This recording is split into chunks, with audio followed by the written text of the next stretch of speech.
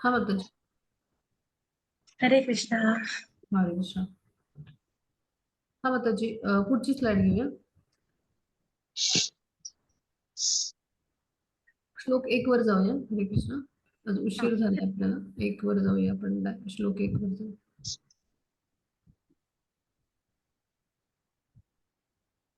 हा हा हरे माताजी. कृष्ण माताजी. हा वाचू. अर्जुनाने विचारले, हे भगवंत, हे परमपुरुष, ब्रह्म म्हणजे काय, आत्मा म्हणजे काय, सकाम कर्म काय आहेत, ही भौतिक सृष्टी काय आहे आणि देवता कोण आहेत, कृपया मला हे समजावून सांगा. 8.2 मध्ये असे म्हणतात, हे मधुसूदन, यज्ञाचा अधिपती कोण आहे आणि या देहामध्ये तो कसा निवास करतो आणि भक्तीमध्ये युक्त असलेले मृत्यू समय तुम्हाला कसे जाणू शकतात. हरे कृष्ण. हरे कृष्ण. खूप छान वाचलं माताजी. खूप खूप धन्यवाद. हरे कृष्ण. हरे कृष्ण. तर आता आपण समजून घेऊया की अर्जुनाने आता प्रश्न विचारलाय की भगवान आहे ना, ते ब्रह्म म्हणजे काय आहे, आत्मा काय असतो, सकाम कर्म काय आणि भौतिक सृष्टी काय, देवता कोण आहेत, हे सगळं मला सांगा. आता या अध्यायामध्ये कृष्णांनी अर्जुनांनी विचारलेल्या सगळ्या प्रश्नांची उत्तरं दिली. मग आता भक्तिमय सेवा किंवा विशुद्ध भक्ती म्हणजे काय, हे सगळं आपल्याला या अध्यायात कळणार आहे. मग भागवत मध्ये कसं आहे की परमात्मा किंवा भगवान किंवा परम सत्य ब्रह्म या शब्दांनी भगवान यांना जाणलं जातं किंवा संबोधलं जातं. मग आता या व्यतिरिक्त आत्म्याला सुद्धा ब्रह्म म्हटलं जातं, बरं का. मग अर्जुनाने वैदिक शब्दकोश जो आहे तर त्यानुसार आत्मा म्हणजे काय, तर हा शब्द मन आणि शरीर इंद्रियांना उद्देशून पण योजला जातो. मग म्हणून अर्जुनाने आत्म्याविषयी विचारणा केली आहे. म्हणजे आत्मा जो आहे म्हणजे तर तो म्हणजे काय, म्हणजे अर्जुनाला हा गोंधळ आहे त्याच्या मनात आणि तो सगळा त्याला विचारून घेऊन हे सगळं त्याला स्पष्टीकरण हवंय. म्हणजे अर्जुनाने भगवान यांना पुरुषोत्तम म्हटले पाहिजे. तर का म्हटले असं, तर आपण केवळ आपल्या मित्राला नाही प्रश्न विचारत आहोत, तर परम पुरुष म्हणजे सर्वश्रेष्ठ पुरुष असे, पुरुषांमधले उत्तम असे भगवान आहेत की जे सर्वोच्च अधिकारी आहेत अध्यात्मातले. तर त्यांना हे सगळं माहित आहे आणि म्हणून श्रीकृष्ण निश्चित आपल्याला उत्तरं देतील आणि म्हणून ते काय म्हणतात की हे परम म्हणजे हे पुरुषोत्तम मला हे सांगा. मग आता प्रश्न काय विचारतात की मधुसूदन म्हणजे आता पुढच्या श्लोकामधला प्रश्न आहे तो की या यज्ञाचा अधिपती कोण आणि ह्या देहामध्ये तो कसा निवास करतो, मग भक्तीमध्ये युक्त झालेले तुम्हाला कसे जाणतील मृत्यू समय, असे त्याचे प्रश्न आहेत. आता यज्ञाधिपती म्हणजे इंद्राला किंवा विष्णूंना पण म्हटलं जातं. म्हणजे विष्णू हे जे आहेत तर हे सगळे ब्रह्म शिव या सगळ्या देवतांचे प्रमुख असे आहेत. मग इंद्र आणि विष्णू या दोघांच्या संतुष्टीसाठी म्हणजे किंवा त्यांची उपासना म्हणून यज्ञ केला जातो. पण या ठिकाणी आता यज्ञ हा श्रीकृष्णांच्या संतुष्टीसाठीच केला जातो, म्हणजे विष्णूंच्या संतुष्टीसाठी. मग आता यज्ञाधिपती कोण आहे आणि जीवाच्या शरीरात तो कसा निवास करतो, हे अर्जुनाने जे प्रश्न विचारलेत ना, तर ते कृष्णांना उद्देशून आहेत. म्हणजे त्याला ही खात्री करून घ्यायची. म्हणजे आता सूदन असं म्हणताय अर्जुन. तर का म्हणतात अर्जुन असं, तर मधु नावाच्या असुराचा त्यांनी वध केला होता. म्हणजे अर्जुनाने श्रीकृष्णांना मधुसूदन म्हटले. म्हणजे अर्जुनाच्या मनात हे संशय रूपी जे असुर आहेत किंवा हे दैत्य आहेत ना, म्हणजे ह्या ज्या शंका आहेत खरं तर ह्या यायला नाही पाहिजेत. अर्जुन श्रीकृष्णाचा भक्त आहे, पण हे संशय सगळे असुरांसारखे आहेत आणि म्हणून श्रीकृष्ण असुरांचा संहार करण्यात अत्यंत कुशल आहेत आणि म्हणून अर्जुन त्यांचा इथे उल्लेख काय करतात, मधुसूदन. मग आता ह्या संशयरूपी असुरांचा श्रीकृष्ण संहार करतील. मग आता हे सगळं जे आहे ते प्रश्न तर हे म्हणजे अर्जुन जे आहेत तर त्यांना पडलेले आहेत. मग आता त्याचं म्हणजे उत्तर जे आहे तर ते कृष्णांनी कसं दिलंय ते आपण आता समजून घेऊया. आता पुढच्या आपण स्लाइड वर जाऊया. हरे कृष्ण. हा मग त्याची पुढची स्लाइड. हरे कृष्णा. जरा जरा मरण मोक्षाय मामाश्रित्य यतन्ति ये ते ब्रह्म तद्विदु कृत्स्नम् अध्यात्मं कर्म चाखिलम्. 7.30 साधिभूताधिदैवं मां साधियज्ञं च ये विदुः प्रयाण काले च मां ते विदुर्युक्त चेतसः. हरे कृष्णा. हरे कृष्ण. आता समजून घेऊया की ह्या श्लोकाच्या माध्यमातून आपण काय समजून घेणार आहोत, तर अर्जुनाच्या प्रश्नांची जी उत्तर आहेत तर त्याची ही प्रस्तावना आहे. म्हणजे जन्म मृत्यू जराव्याधी या 4 समस्या आहेत या श्लोकानुसार 7.29 नुसार. जरा मरण मोक्ष आहे. तर आता ही शरीराला सगळी पीडा देणारी दुःख आहेत, म्हणजे ह्यातून आपली सुटका नाही. पण आध्यात्मिक देह आहे त्याला ह्या जन्म मृत्यू जराव्याधी काही ह्या समस्या नाही आहेत.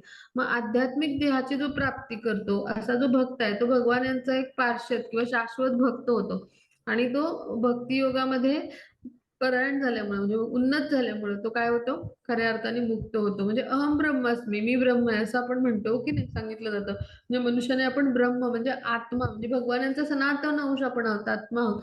ब्रह्म म्हणजे आत्मा. तर ते म्हणजे भगवानांचा अंश आपण आहोत. तर हे आपण जाणलं पाहिजे. म्हणजे आता जीवनविषयक ब्रह्मसंकल्पना भक्तीमध्ये पण आहे. म्हणजे जसे आत्मसाक्षात्काराचे स्तर आहेत, म्हणजे त्यातला पहिला स्तर ब्रह्म आहे. तसं भक्तीमध्ये पण शुद्ध भक्त जे आहेत तर ते ब्रह्मस्तरावर स्थित असतात. भक्तीमधला ब्रह्मस्तर म्हणजे काय, की भगवान यांच्याशी गुणांनी आपण समान आहोत, हो की नाही, आणि परिमाणाने भिन्न आहोत. मग ब्रह्मस्तरावर स्थित असणं म्हणजे भगवान यांच्याशी गुणांनी समान, म्हणजे एखादा व्यक्ती होतो, शुद्ध बनतो इतका, म्हणजे तो शुद्ध सत्वगुणामध्ये जातो तेव्हा शुद्ध भक्त बनतो. अशा दिव्य ब्रह्मस्तरावर तो स्थित असतो आणि त्याला या दिव्य क्रियांचं सगळ्या भगवान कसं कार्य करतात हे सगळं ज्ञान असतं. मग असा जो भक्त आहे तर तो कृष्ण भावनाभावित म्हणजे जे आहे तर म्हणजे तेच कर्म करत असतो. म्हणजे कृष्णांच्या संतुष्टीसाठीच त्याचं कर्म होत असतं पहा. पण जे दिव्य भगवत सेवेमध्ये युक्त झालेले आहेत अशुद्ध भक्त, आपण चार भगवानांच्याकडे जे भक्त जातात अर्थात ती जिज्ञासू ज्ञानी, त्यांचं आपण उदाहरण पाहिलं होतं. मग जेव्हा कृष्ण कृपेनं ते पूर्ण कृष्ण भावनाभावित होतात, मग ते देव म्हणजे तर त्यावेळेला त्यांना भगवत प्राप्ती होते. पण आता जे देवतांचे उपासक आहेत मग त्यांना नाही कधी भगवत धामाची प्राप्ती होऊ शकत. गोलोक वृंदावनची त्यांना नाही प्राप्ती होत. म्हणजे असे जे आहेत तर म्हणजे भगवान जे आहेत तर त्यांना प्राप्त करण्यासाठी गोलोक वृंदावनची प्राप्ती करण्यासाठी म्हणजे आपल्याला काय केलं पाहिजे, तर इथे काय म्हणतात, भगवान मामाश्रित म्हणजे त्यांच्यावर आश्रित आपण केवळ आहोत आणि त्यांची भक्तिमय प्रेममय सेवा केली पाहिजे. श्रीकृष्णांच्या विषयी मनात शंका कुशंका किंतु परंतु नाही पाहिजे. म्हणजे आपण त्या ब्रह्माचा एक अंश म्हणजे जीवात्मक अंश म्हणून गुणाने समान म्हणून आपण देखील कोण आहोत, ब्रह्म आहोत, जीवात्मा म्हणून हे आपण समजून घेतलं पाहिजे. मग अशा पद्धतीने म्हणजे ह्याच्यातून आपण समजून घेतलं की आपण कोण आहोत, जीवात्मा म्हणजे कोण आहोत, तर त्याला ब्रह्म म्हटलंय. आणि तो जो ब्रह्म म्हणजे काय, तर भगवान यांचा जीवात्मक अंश असल्यामुळे आपण आत्म्याला जो आहे तर त्याच्यामध्ये सगळे गुणधर्म आहेत भगवान यांचे सगळे. म्हणजे तो कसा अविनाशी आहे, किंवा तो कसा आहे, तर त्याला जन्म आणि मृत्यू नाही. अशा पद्धतीनं भगवान यांच्याशी गुणांनी समान असलेला आत्मा आहे आपला, परिमाणाने भिन्न आहे आणि म्हणून त्याला ब्रह्म असं म्हटलं.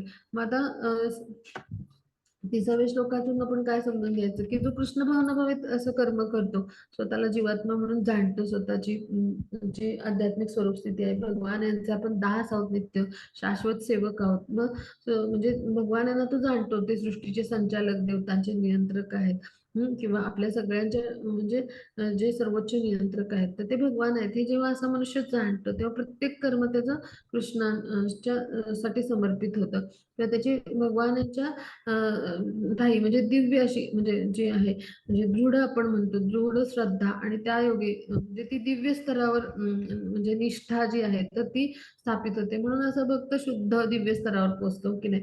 मग अशा भक्ताला निश्चित मृत्यूसमयी कृष्ण भावनाभावित मनुष्य जो आहे तर त्याला श्रीकृष्णाचं विस्मरण नाही होत आणि त्याला श्रीकृष्णांची आठवण येते, विस्मरण होत नाही, उलट त्याला स्मरण राहतं आणि म्हणून तो भगवत धामाची गोलोक वृंदावनची प्राप्ती करू शकतो. म्हणजे असा भक्त प्राप्ती करू शकतो. मग आता हे सगळं आपण का अभ्यासतोय, तर आता आपण पुढच्या तक्त्यावरून समजून घेणार आहोत. हा माताजी पुढे जाऊ आपण.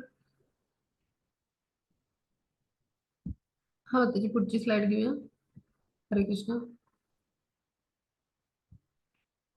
हा, तर आता इथं हे सगळं आपण आता या तक्त्याच्या माध्यमातून समजून घेणार आहोत. मग आता ब्रह्म म्हणजे कोण, आत्मा म्हणजे आपल्यासारखा जीव की जो अविनाशी आहे, हो की नाही, चित्कण आहे, आध्यात्मिक स्फुल्लिंग आहे आणि आपल्याला जिवंत अस्तित्व आहे. त्यामुळे म्हणजे आपलं शरीर जे आहे तिथं आत्म्याची उपस्थिती असल्यामुळं कसं आहे, आपण जिवंत आहोत, हे अस्तित्व आहे आपलं.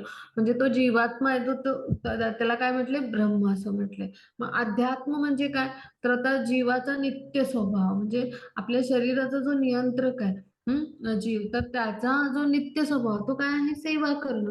म्हणजे शरीराचा नित्य स्वभाव काय आहे, तर भगवान यांची सेवा करणं. शरीराचा जो नियंत्रक आहे, क्षमा असावी, शरीराचा नियंत्रक म्हणजे आपला जीवात्मा. मग त्याचा नित्य स्वभाव काय आहे, तर भगवान यांची सेवा करणे म्हणजे त्याला म्हटले अध्यात्म. असा म्हणजे काय की सेवा करणे हा आत्म्याचा स्वभाव आहे.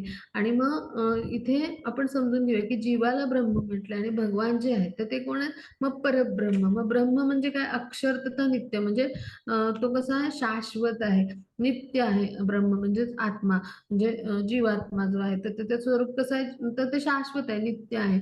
जसे भगवान नित्य आणि शाश्वत आहेत, मग तसंच त्यांचाच तो भाग आहे, चित्कण आहे, जीवात्मक अंश. त्यामुळे त्याच्यामध्ये सगळे समान गुणधर्म आहेत.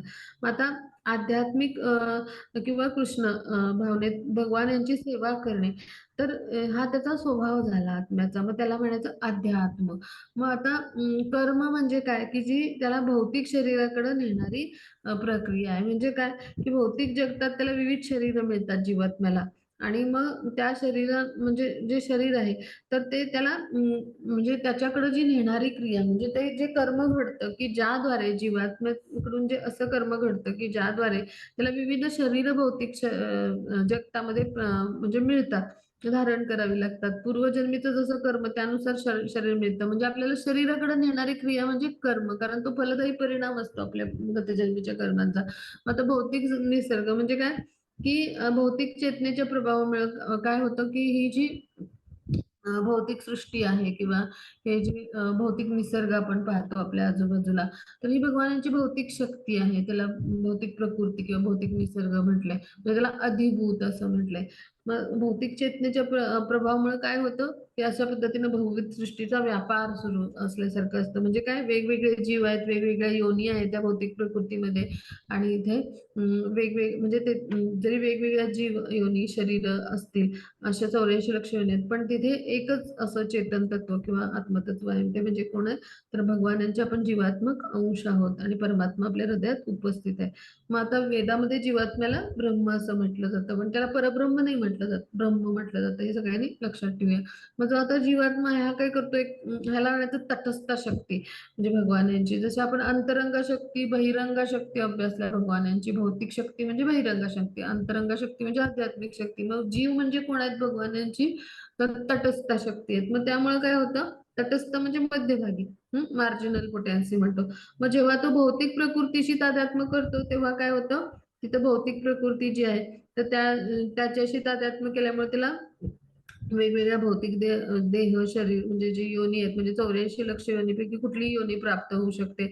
आणि आध्यात्मिक प्रकृतीत त्याला एक प्रकारचा म्हणजे देह प्राप्त मिळतो, आणि त्या देहानुसार त्याला कर्म करायला लागतं. म्हणजे मनुष्य, देवता, पशु, पक्षी असं जे काही शरीर मिळेल त्यानुसार तो कर्म करतो.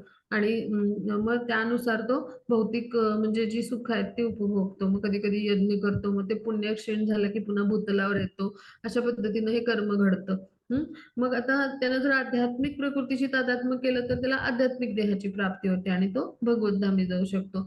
मग आता आधी यज्ञ म्हणजे काय? तर तो परमात्मा जो आपल्या हृदयामध्ये स्थित आहे, म्हणजे भगवान जे आहेत तर ते चतुर्भुज विष्णू रूपामध्ये आपल्या हृदयामध्ये स्थित आहे. मग आदिदैव म्हणजे काय? की भगवान यांचं जे विराट रूप आहे ज्यामध्ये सगळ्या देवदेवतांचे त्यांनी स्वतःला धारण केलेलं आहे, ते म्हणजे आदिदैव. मग आता आधी यज्ञ कुठे राहतो? तर सर्वांच्या हृदयात, म्हणजे भगवान जे आहे तर ते परमात्मा स्वरूपात आपल्या हृदयामध्ये उपस्थित असतात. आता मग ह्या सगळ्यांचं स्मरण, आता आपण जे श्लोक अभ्यासले त्यानुसार ह्याचं स्मरण कसं राहील आपल्याला?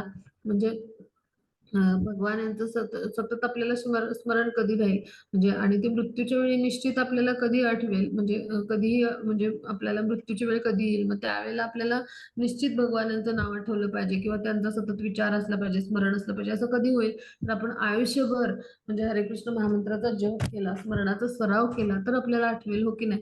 म्हणजे जसं परीक्षेचा अभ्यास आहे तर तो आपण कसा करतो? दररोज करतो, हो की नाही? म्हणजे वर्षभर आपण परीक्षेचा अभ्यास करतो आणि मग परीक्षेच्या म्हणजे पेपर लिहायला आपण जातो. मग परीक्षेच्या दिवशीच आपण पुस्तक उघडलं तर आपल्याला आठवेल का परीक्षेमध्ये काय लिहायला? मग तसंच आहे, आपण मृत्यूच्या वेळी जर कृष्णांचं आपल्याला स्मरण व्हावं असं वाटत असेल तर आयुष्यभर हरे कृष्ण महामंत्राचा आपण जप केला पाहिजे. आयुष्यभर आपण कृष्णांना आठवायचा प्रयत्न केला पाहिजे. मग तेव्हा काय होईल?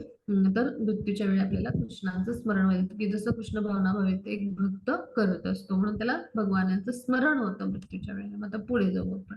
हा, मग त्याची पुढची स्लाईड.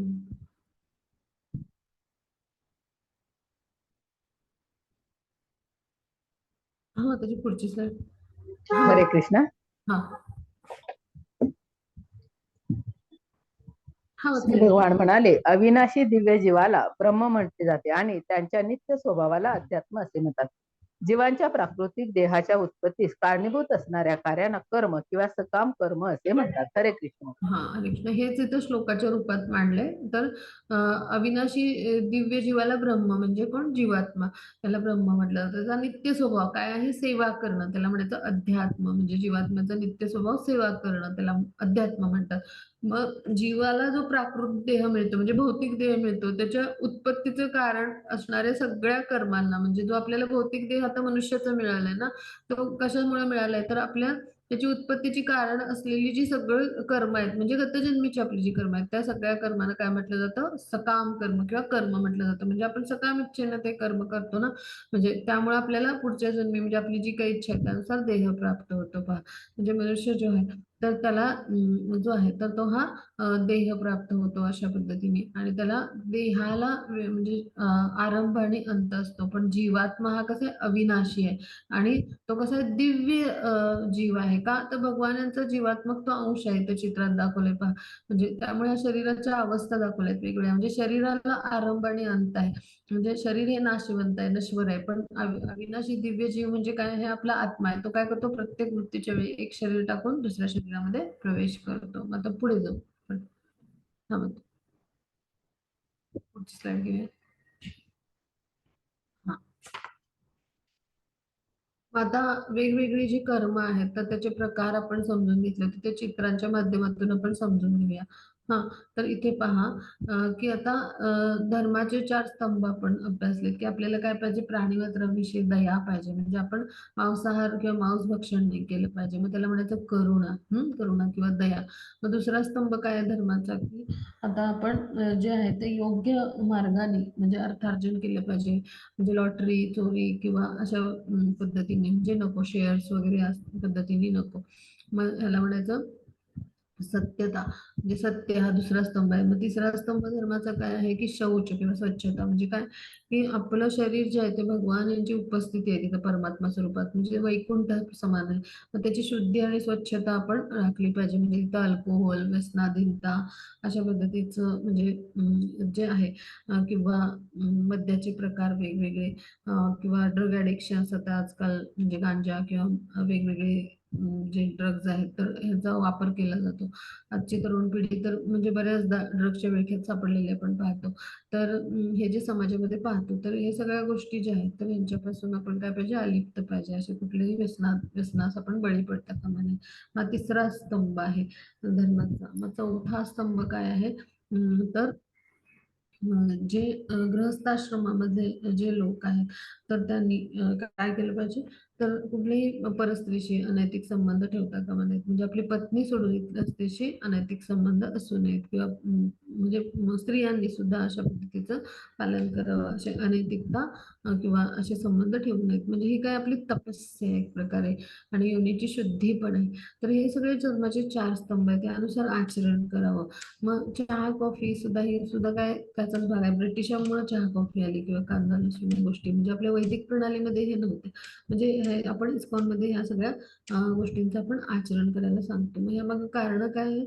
तर हे धर्माचा स्तंभ किंवा धर्माचे 4 जे स्तंभ मानले गेले आहेत त्यानुसार आपलं आचरण असलं पाहिजे. आपल्या शरीराचं पावित्र्य जपणं महत्वाचं आहे.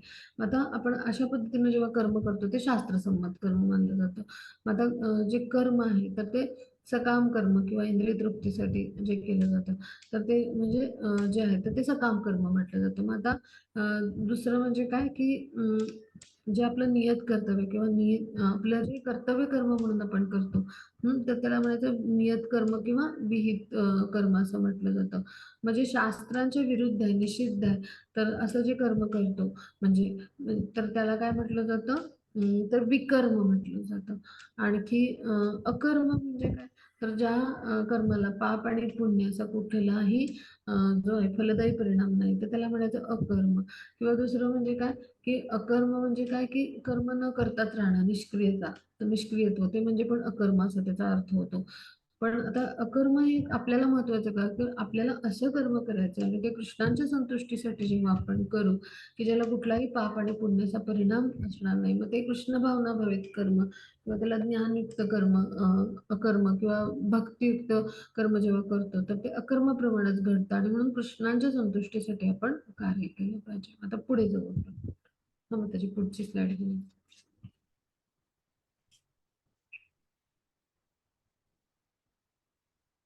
हरे हो कृष्ण. हो हा वाच.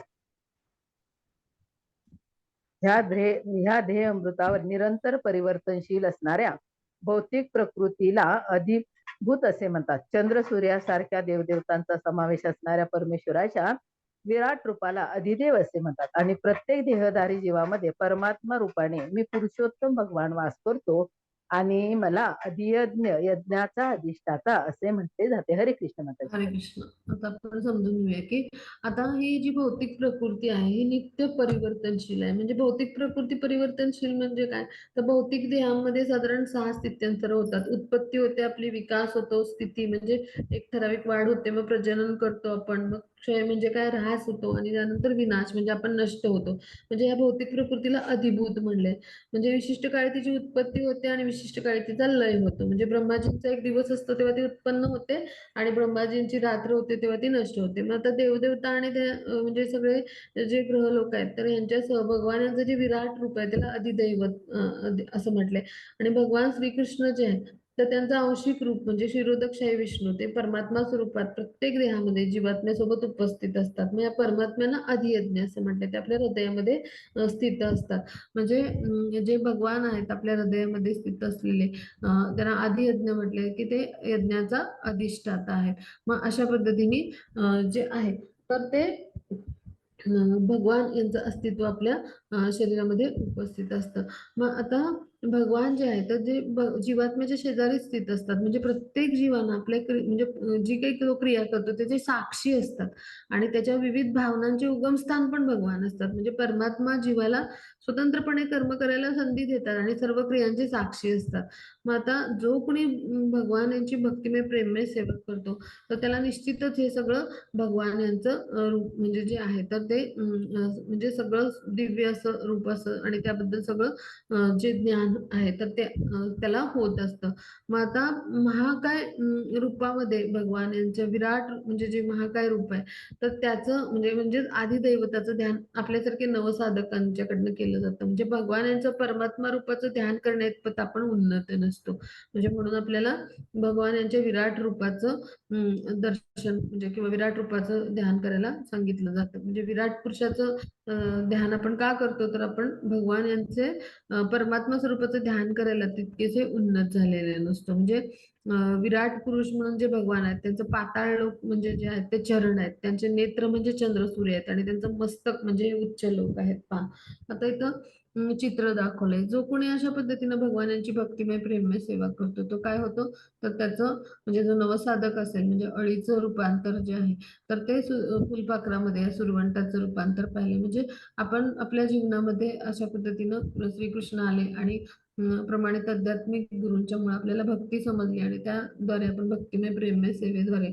आपण ह्याच जन्मामध्ये म्हणजे जसं त्याच जन्मामध्ये अळीचं सुरवंट म्हणजे किंवा सुरवंट आहे तो, तर त्याचं अळीपासून तो सुरवंट बनतो आणि त्याच्या वेगवेगळ्या अवस्था आहेत आणि त्याद्वारे फुलपाखरात रूपांतर होतं. मग तसंच आपण पण ह्याच जन्मामध्ये भक्तिमय प्रेममय सेवा करून आपण नवसाधक या टप्प्यापासून म्हणजे आपण जरी शरीराला वेगवेगळ्या समस्या असल्या तरी आपण भगवानांच्या भक्तिमय प्रेममय सेवेद्वारे आपण भगवत धामाची प्राप्ती करू शकतो किंवा आध्यात्मिक देह प्राप्त करू शकतो. म्हणजे फुलपाखराची अवस्था म्हणजे आपण आता नवसाधक अवस्थेत आहोत. म्हणजे आपण अळी किंवा सुरवंटाच्या अवस्थेतून आपण म्हणजे आपण शुद्ध भक्त म्हणजे असे बनू शकतो, आध्यात्मिक देह प्राप्त करू शकतो आणि भगवत धामाची प्राप्ती करू शकतो.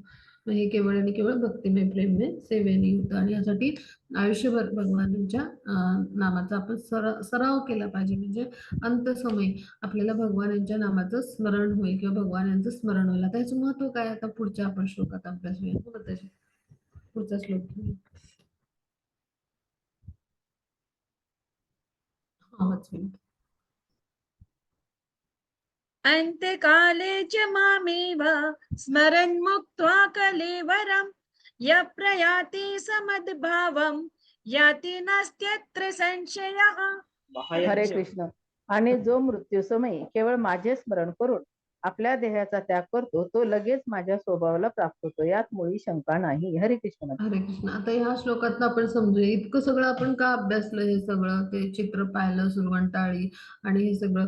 तर आता अंतकालेचे मावे म्हणजे काळी जो माझं स्मरण करत आपला देह त्याग करतो, म्हणजे भगवान श्रीकृष्णांचं स्मरण करत जो देह त्याग करेल मृत्यू समयी, तर त्याला लगेच भगवानांच्या स्वभावाची प्राप्ती. आता भगवानांचा कसा आहे स्वभाव, म्हणजे पूर्णतः भगवान आध्यात्मिक आहेत, दिव्य आध्यात्मिक देह आहेत, हो की नाही. मग तसा आपल्याला दिव्य आध्यात्मिक देह प्राप्त होतो, यात मुळीच शंका नाही, असं भगवान म्हणतात. म्हणजे पहा केवढी मोठी गोष्ट आहे. म्हणजे म्हणून आपण आयुष्यभर काय केलं पाहिजे, भगवानांच्या हरे कृष्ण महामंत्राचा जप केला पाहिजे, भगवानांचं नित्य स्मरण केलं पाहिजे, नवविधा भक्ती केली पाहिजे, भक्तिमय प्रेममय सेवेचे प्रयत्न केले पाहिजेत. मग जेव्हा आपण असं करू तेव्हा निश्चितच आपल्याला भगवत धामाची प्राप्ती होईल. म्हणजे भगवानाच्या स्वभावाची प्राप्ती म्हणजे आपल्याला आध्यात्मिक देह प्राप्त होईल त्याद्वारे, भक्तिमय प्रेममय सेवेद्वारे. आणि त्याद्वारे आपण भगवत धामाची प्राप्ती करू, म्हणजे यात मुळीच शंका नाही, असं म्हणतात भगवान.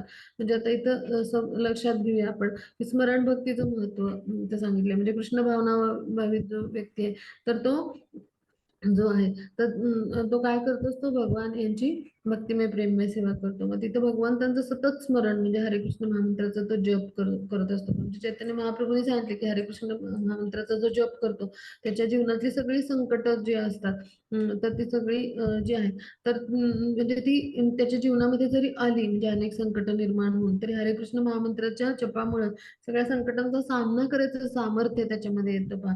आणि अशा पद्धतीनं अविरतपणे त्याने संकट म्हणजे जप चालू ठेवला तर अंतकाळी कृष्ण भावनेचा उपयोग होतो. आता इथे चित्रात पहा भीष्म पितामह आहेत. तर ते जेव्हा मृत्यूशय्येवर म्हणजे बाणांच्या शय्येवर होते तर त्यांच्या समोर हे श्रीकृष्ण आहेत, ते भगवान आहेत, ते जाणतात. हे अत्यंत शुद्ध भक्त आहेत भगवानांचे, उच्च कोटीचे शुद्ध भक्त, 12 महाजनांपैकी ते एक आहेत. मग आता हे जे आहेत जे भगवान श्रीकृष्ण आहेत तर त्यांना समोर पाहत त्यांचं म्हणजे स्मरण करत त्यांची स्तुती करत त्यांनी प्राण जे आहेत तर ते सोडले पहा. मग त्यांची जी स्तुती आहे महाभारतामध्ये भीष्म पितामहांनी गायलेली ती म्हणजेच काय, विष्णू सहस्त्रनाम आहे.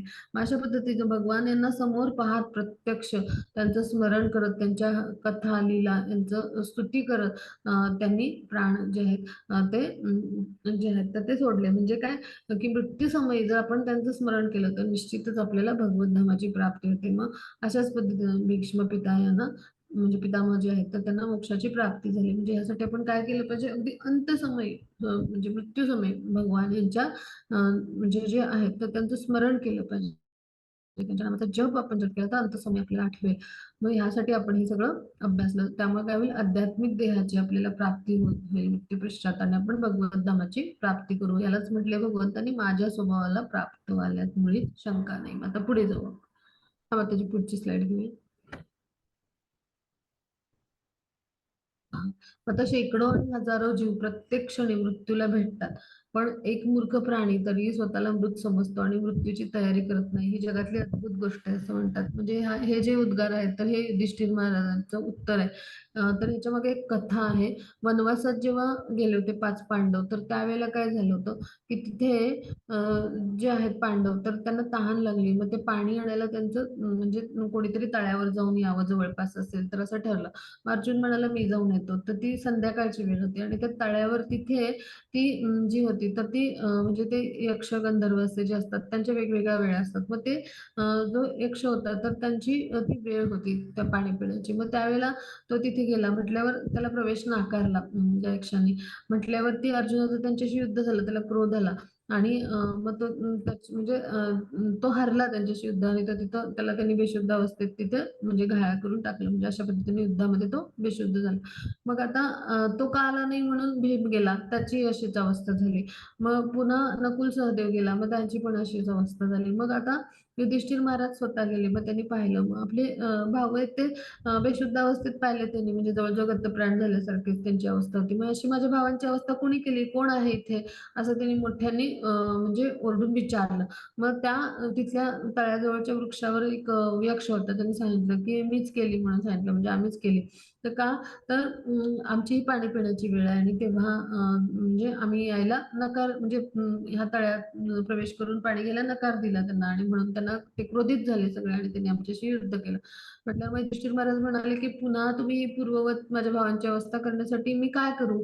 तर ते म्हणतात की तू माझ्या 5 प्रश्नांची उत्तर दे, यक्ष सांगतो. तो म्हटल्यावर मग ते वेगवेगळे प्रश्न विचारतात, त्याची उत्तर समाधानकारक देतात युधिष्ठिर महाराज. मग हा शेवटचा प्रश्न विचारलाय की अशी जगातली कुठली अद्भुत गोष्ट आहे, म्हणजे सर्वात आश्चर्यकारक आणि अद्भुत गोष्ट कोणती आहे जगातली, असं यक्षाने प्रश्न विचारला. तेव्हा युधिष्ठिर महाराज सांगतात की शेकडो हजारो म्हणजे जीव आहेत की ते प्रत्येक क्षणाला मृत्यूला भेटतात, मृत्युमुखी पडतात. म्हणजे हजारो लाखो लोकांचा दर मिनिटाला, दर क्षणाला मृत्यू होतो. आपण पण पाहतो हो की नाही, घड्याळाच्या काट्यानुसार, मिनिट सेकंदानुसार. पण तरी एक मूर्ख प्राणी म्हणजे मनुष्याला म्हटले हे, तो स्वतःला काय समजतो, तर अमर समजतो. म्हणजे काय, की आपण अमरच आहोत, आपण कधी मरणारच नाहीयेत असं समजतो, आणि त्यामुळे तो मृत्यूची तयारी करत नाही. आता मृत्यूची तयारी म्हणजे काय, तर आपण आपल्या शरीराला म्हणजे मृत्यू आहे, म्हणजे आपल्या शरीराला जन्म, मृत्यू, जरा, व्याधी या 4 समस्या आहेत. हे सगळं माहिती आहे त्याला, पण इतका मूर्ख आहे तरी मनुष्य की त्याला वाटतं की आपण कधी मरणारच नाही, आणि हीच सगळी आणि त्यामुळे तो मृत्यूची तयारीच करत नाही, आणि हीच सगळ्यात अद्भुत अशी आश्चर्यकारक गोष्ट आहे जगातली, असं सांगतात युधिष्ठिर महाराज. आता पहा, आपले आजोबा जे आहेत ते संपत्ती साठवतात, नंतर मुलासाठी ठेवतात.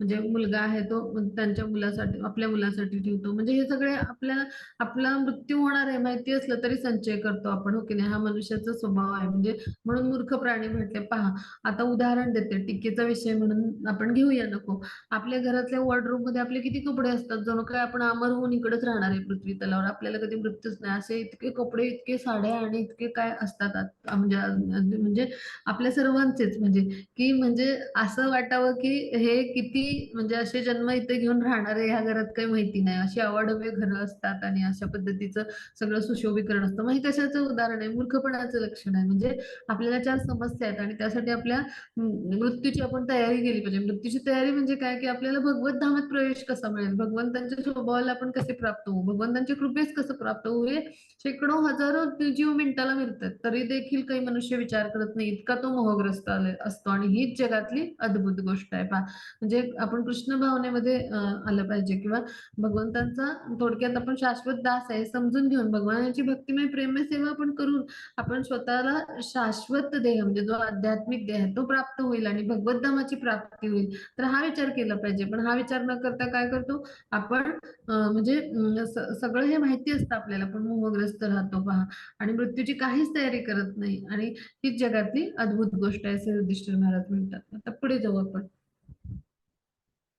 हा, त्याची पुढची स्लाइड घेऊया. हरे कृष्ण. हा, मग त्याची पुढची स्लाइड. हा, यं यं वापि स्मरन् भावं त्यजन्त्यन्ते कलेवरं तं तमेवैति कौन्तेय सदा तद्भावभावितः. हरे कृष्ण. हरे कृष्ण. हे कौंतेय, आपल्या देहाचा त्याग करीत असताना मनुष्य ज्या ज्या भावाचे स्मरण करतो त्या त्या भावांची तो निसंदेह प्राप्ती करतो. हरे कृष्ण. हरे कृष्ण. आता इथे समजून घेऊया की यम यम वापी स्मरम भाव, म्हणजे ज्या ज्या भावाचं आपण स्मरण करतो मृत्यू समयी, देहाचा त्याग करत असताना, तर त्या त्या भावाची तो निसंदेह, म्हणजे ते ते शरीर आपल्याला मिळतं. म्हणजे ज्या ज्या भावाची आपण प्राप्ती, म्हणजे आपल्या मनात जी इच्छा असते, जो विचार चालू असतो, मग त्यानुसार म्हणजे तो भाव किंवा ती भावना किंवा ती, मग तो भाव कधी निर्माण होतो, मनात इच्छा असेल तर तो भाव येतो ना, मग त्यानुसार आपल्याला ती गोष्ट प्राप्त होते असं सांगितलं. म्हणजे पहा, हे किती महत्वाचं आहे. मग आता मृत्यू समयी जर आपण श्रीकृष्णांचा विचार केला तर मग आपल्याला काय होईल, श्रीकृष्णांच्या सारख्या देहाची प्राप्ती होईल, म्हणजे गुणांनी आपण समान आहोत. म्हणून भगवान काय म्हणतात, माझ्यासारख्या स्वभावाची, म्हणजे आध्यात्मिक शरीर आपल्याला मिळेल, आध्यात्मिक देहाची प्राप्ती होईल. मग आपण जर मृत्यू समयी दुसरा कुठला तरी विचार केला तर त्यानुसार आपल्याला तो देह प्राप्त होईल. मग ही भरत महाराजांची गोष्ट आपण अभ्यासली. त्यांनी काय केलं, म्हणजे ते हरणाचाच विचार केला, त्याला गवत लुसलुशीत मिळालंय का, त्याला कोणी जंगली श्वापदाने त्याच्यावर हल्ला नसेल ना केला, म्हणजे मृत्यूसमयी सुद्धा त्यांना त्या हरणाचाच विचार मनात होता, त्या पाडसाचाच विचार मनात होता. मग काय झालं, म्हणजे ते जेव्हा वृद्ध झाले होते तेव्हा म्हणजे अगदी मृत्यूची वेळ येऊन ठेपली, तर तेव्हा पण म्हणजे त्यांचं या सगळ्या भक्तिमय प्रेममय सेवेकडं म्हणजे दुर्लक्ष झालं, त्यांचं जे तप यज्ञ तपस्या होते. आणि मग असं करत त्यांना वृद्धत्व आलं होतं आणि तेव्हा पण त्या हरणाचाच विचार होता. मग त्यांना पुढचा जन्म कुठला मिळाला, म्हणजे शेवटच्या क्षणी म्हणजे आपल्या देहाचा त्याग करत असताना जो भाव असतो, म्हणजे त्या हरणाविषयी विचार आणि सगळे चिंता होत्या, म्हणजे हरणाचा विचार मनात होता, त्याची काळजी, मग तो भाव होता त्यांचा, त्यामुळे त्यांना पुढचा जन्म हरणाचा मिळाला. मग ते एका म्हणजे आश्रम म्हणजे होता ऋषींचा, तिथे जाऊन ते बसायचं, म्हणजे त्यांना गतजन्माचं स्मरण होतं हरिणी अवस्थेमध्ये सुद्धा, म्हणजे हरणाच्या जन्मामध्ये पुढे त्याला जड भारताचा जन्म मिळाला आणि अशा पद्धतीने त्याला त्यानंतर मोक्षाची प्राप्ती झाली. म्हणजेच काय, त्याचं पतन झालं. म्हणजे हे आपण गोष्टीतून अभ्यासलो, म्हणजेच काय, आपण ह्यावरनं काय शिकायचं, तर देहाचा त्याग करत असताना आपल्या मनात जो विचार असतो, ज्या भावाचं स्मरण करतो, तोच आपल्याला देह प्राप्त होतो. मग यासाठी आपण श्रीकृष्णांची जर म्हणजे भक्तिमय प्रेममय सेवा केली आणि श्रीकृष्णांचा म्हणजे हरे कृष्ण महामंत्राचा सराव केला आयुष्यभर, तर आपल्या जो आहे तर तो आपल्या जो भाव असेल तो काय असेल, कृष्णांची मी सेवा कशी करेन, किंवा कृष्णांचं पवित्र नाम आपण आठवू, हरे कृष्ण महामंत्रातले जपाचे अक्षर जे आहेत ते आपल्या श्रीमुखात असतील, मग त्याद्वारे आपल्याला श्रीकृष्णांचं नाम आणि श्रीकृष्ण अभिन्न आहेत, म्हणजे त्याद्वारे आपल्याला भगवत धामाची प्राप्ती होऊ शकते. यासाठी काय केलं पाहिजे, आयुष्यभर श्रीकृष्णांच्या नाम घेण्याचा सराव केला पाहिजे आपण. आता पुढे जाऊ आपण. मग त्याची पुढची स्लाइड घेऊ. हा, ही गोष्ट आपण अभ्यासली, पुढे जाऊ. हरे कृष्ण. हा, मग त्याची पुढची स्लाइड घेऊया. हा, मग त्याची तस्मात् सर्वेषु कालेषु मामनुस्मर युध्य च मय्यर्पितं मनो बुद्धिः मामे वैश्यस्य संशयः. हरे कृष्ण. हरे कृष्ण. म्हणून अर्जुना, तू सदैव माझ्या कृष्णाच्या रूपात विचार कर आणि त्याच वेळी तुझे युद्धाचे विहित कर्तव्य पार पाड. मला समर्पित केलेले तुमचे कार्य आणि तुमचे मन आणि बुद्धी माझ्यावर स्थिर केल्याने तुम्ही निसंशयपणे माझी प्राप्ती कराल. हरे कृष्ण. हरे कृष्ण. आता हा फार महत्वाचा श्लोक आहे, सगळ्यांनी लक्षात ठेवूया. तर काय म्हणतात भगवान, तस्मात सर्वेषु कालेषु, म्हणजे काय की म्हणजे भगवान इथे सांगतात, म्हणून काय कर की तू म्हणजे सर्व काळात म्हणजे म्हणजे नेहमी माझं स्मरण कर, म्हणजे आणि मनुस्मर युद्धच, म्हणजे काय की सदैव म्हणजे काय कर, तर तू माझं स्मरण कर, माझा विचार कर, आणि त्याच वेळी तुझं युद्ध करण्याचं जे विहित कर्तव्य किंवा नियत कर्म आहे किंवा कर्तव्य कर्म आहे ते तर तू पार पाड, म्हणजे ते तू पार पाड, आणि ते करत असताना काय कर की त्याचं जे फळ आहे ते मला समर्पित कर, किंवा ते माझ्या संतुष्टीसाठी तू कर्म कर, तुझं जे युद्धाचं विहित कर्म आहे ते. आणि मग ते मला समर्पित केल्यामुळे काय होईल, तुझं मन बुद्धी माझ्यावर स्थिर राहील. म्हणजे काय की हा फार मोठा संदेश आहे आपल्यासारख्या सामान्य लोकांसाठी. म्हणजे बऱ्याचदा आपल्याला काय वाटतं, म्हणजे आपल्यासारख्या भौतिक संसारात असलेल्या लोकांना, की सांसारिक कर्म सगळी म्हणजे जी आहेत तर ती सगळी त्यागूनच टाकायची वाटतं, आणि म्हणजे काय सगळे उद्योगधंदा त्यागून टाकायचा आहे, आणि असं म्हणजे आपण फक्त हरे कृष्ण महामंत्राचा जप करायचा असं बऱ्याच लोकांना वाटतं. असं कधीही भगवद्गीतेत कुठेही श्रीकृष्णांनी सांगितलेलं नाही. त्यांनी काय सांगितलंय, तर तू काय कर, मामनुस्मर युद्ध कर, तू काय कर, माझं स्मरण करत तुझं विहित कर्म काय, क्षत्रिय म्हणून कर्तव्य कर्म काय, युद्धामध्ये लढणं, ते तू युद्ध कर, आणि ते करत असताना तुझं मन आणि बुद्धी माझ्यावर स्थिर ठेव, माझं स्मरण कर. म्हणजे मुखामध्ये हरे कृष्ण महामंत्राचा आपण कर्म प्रत्येक करत असताना जर जप केला, श्रीकृष्णांचं स्मरण केलं, तर निश्चितच काय होईल, आपण भौतिक विकारातून मुक्त होऊ आणि आपलं मन आणि बुद्धी आहे ते श्रीकृष्णांच्या चरणी आपलं स्थिर होईल. पहा, आणि अशा पद्धतीनं जेव्हा भगवान यांच्या चरणी आपली बुद्धी स्थिर होईल, त्यावेळेला निश्चयपणे आपण म्हणजे निसंशयपणे म्हणजे निश्चितच आपण भगवान श्रीकृष्णांची प्राप्ती करू शकू, हो की नाही. म्हणजे नित्य त्यांचं स्मरण केल्यामुळं, त्यांच्या ठायी बुद्धी स्थिर झाल्यामुळं निश्चितच आपण भगवान यांची प्राप्ती करू शकतो. म्हणजे आपलं कर्तव्य कर्म जे आहे तर ते कुठेही त्यागा नाही सांगितलं, तर कसं हातात आपण म्हणतो ना काम आणि मुखात राम, असं जी उक्ती आहे, तर तसं आपण जे काही कर्तव्य कर्म आहे ते आपलं करत करत श्रीकृष्णांचं मुखात नाम घेत आपण श्रीकृष्णांच्या संतुष्टीसाठी आपण प्रत्येक कार्य केलं पाहिजे. मग अशा पद्धतीने जेव्हा कर्म करतो तेव्हा निश्चितच आपल्याला भगवानांची प्राप्ती होईल. माझं ह्याचं उदाहरण म्हणजे प्रल्हाद महाराज. प्रल्हाद महाराज जे आहेत तर त्यांनी काय केलं, भगवान यांचे उच्च कोटीचे शुद्ध भक्त होते. म्हणजे ते मातेच्या गर्भापासूनच म्हणजे गर्भामध्ये असल्यापासूनच त्यांनी काय केलं होतं तर नारद मुनींकडून वेगवेगळ्या हरिकथा ऐकल्या होत्या. आणि त्यामुळे काय झालं की ते शुद्ध भक्त होते. 5व्या वर्षीच ते म्हणजे अत्यंत असे प्रगाढ भक्त बनलेले होते भगवान यांचे. आणि मग ते जेव्हा गुरुकुलमध्ये जायचे मग तिथं मोकळ्या वेळात ते काय करायचे, मधली सुट्टी असायची ना, त्यांचे शिक्षक जे होते ते घरी जेवायला जायचे. 2 शिक्षक होते त्यांना शिकवायला. तर ते शुक्राचार्य जे आहेत त्यांचे असुरांचे जे गुरु आहेत तर त्या म्हणजे त्यांचे जे जे 2 पुत्र होते तर ते त्यांचे शिक्षक होते प्रल्हाद महाराजांचे. मग ते जेव्हा जेवायला जायचे घरी तर त्यावेळेला आपल्या असुर बांधवांना घेऊन ते हरे कृष्ण महामंत्राचा जप किंवा भगवानाचं स्मरण म्हणजे संकीर्तन, नाचून गान असं पद्धतीनं कीर्तन करत असत पहा. आणि आपल्या सगळ्या मित्रांना पण भगवानांच्या नावाचा जप करायला सांगत असत. म्हणजे विष्णूंच्या नावाचा ते जप करत असत प्रल्हाद महाराज. मग अशा पद्धतीने ते सगळ्यांना म्हणजे काय करत असत की भगवत भक्तीमध्ये सगळ्यांना रममाण करत असत. किंवा हरे कृष्ण महामंत्र जो आहे किंवा भगवान नामाचा जो मंत्र आहे तर त्या जपामध्ये त्यांना म्हणजे जपाच्या संकीर्तनामध्ये नाचून गाऊन त्याच्यामध्ये सगळ्यांना गुंतवून ठेवायचं. ते म्हणजे भक्त जो असतो तो काय करतो, नेहमी समर्पित होऊन भगवान यांच्या म्हणजे सेवेमध्ये स्वतःला गुंतवून ठेवत असतो. जरा देखील तो आपला वेळ असा जो आहे तर त्याचा अपव्यय होऊ देत नाही पहा. मग असा जो भक्त असतो त्याचं मन आणि बुद्धी भगवान यांच्यावर असं स्थिर झालेलं असतं. त्याचं उदाहरण म्हणजे प्रल्हाद महाराज. आणि त्यामुळे काय होतं, निश्चितच तो भगवत धामाची प्राप्ती करू शकतो. तर पुढे जाऊ आपण. हा, त्याची पुढची स्लाइड घेऊ.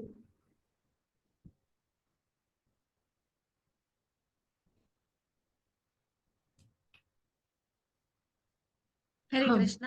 हा अभ्यास योग युक्तेन चेतसा नान्यगामिना परमं पुरुषं दिव्यं याति पार्थानुचिंतयन्. हरे कृष्ण. हरे कृष्ण. जो परमपुरुष भगवंताचे ध्यान करतो त्याचे मन सतत माझ्या स्मरणात गुंतलेले असते, मार्गापासून अविचलित असते. तो हे पार्था अर्जुना, तो माझ्यापर्यंत नक्की पोहोचतो. हरे कृष्ण. हरे कृष्ण.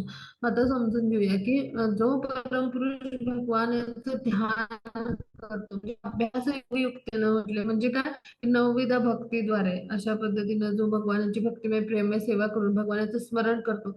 मग जो सतत भगवानाचं ध्यान करतो, स्मरण करतो म्हणजे भगवान यांनाच आठवतो, त्यांच्या स्मरणात गुंतलेले तर ते कधीही या भक्तिमय जो मार्ग आहे भगवानांचा किंवा आध्यात्मिक मार्गापासून म्हणजे मार्ग म्हणजे आध्यात्मिक स्तरावरून किंवा आध्यात्मिक मार्गावरून किंवा भक्तिमय मार्गावरून किंवा भक्ती मार्गावरून विचलित म्हणजे होत नाही. म्हणजेच काय, अविचलित राहतात आणि नक्की भगवान यांच्यापर्यंत पोहोचतात. म्हणजेच काय, भगवान यांच्या कृपेस पात्र होतात. मग आता याचं उदाहरण म्हणजे काय, अजामिल. आता ही अजामिलाची गोष्ट आहे. इथे अजामिल दिसतोय हा.